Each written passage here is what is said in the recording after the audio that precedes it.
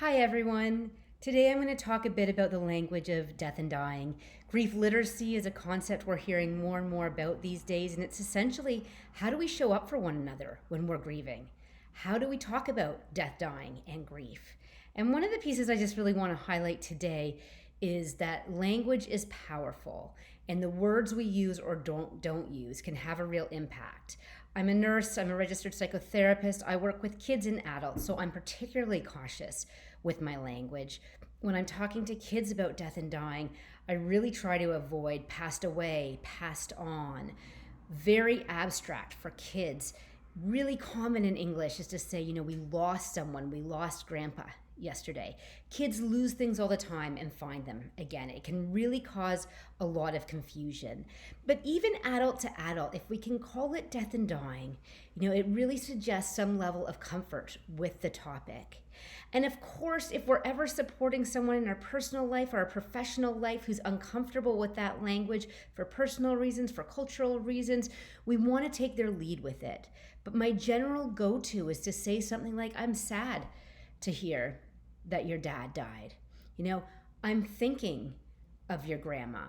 I never met your best friend, but I'd love to learn about them. Whenever possible, I try to use people's name too, particularly if someone's grieving the death of somebody in their life. I want to use the name of that person who died. When I think back to my early days of being a nurse and even as a teenager, I'm really conscious of the fact that I felt so sensitive to the experience of people who were grieving that I really would hesitate to say anything at all. Often my default was just not to say anything because of my fear of saying the wrong thing.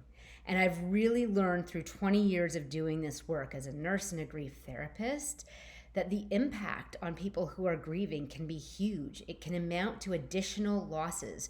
They're grieving the death or the serious illness of someone in their life.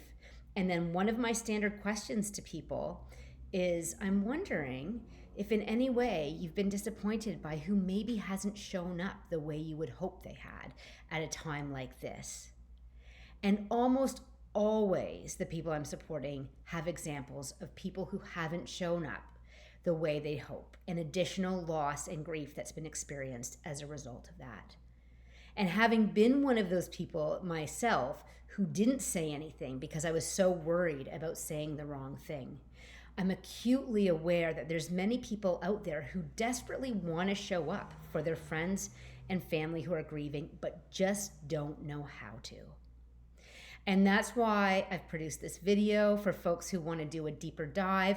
I've got an entire course on how to support someone who's grieving, which I've included in the comments below.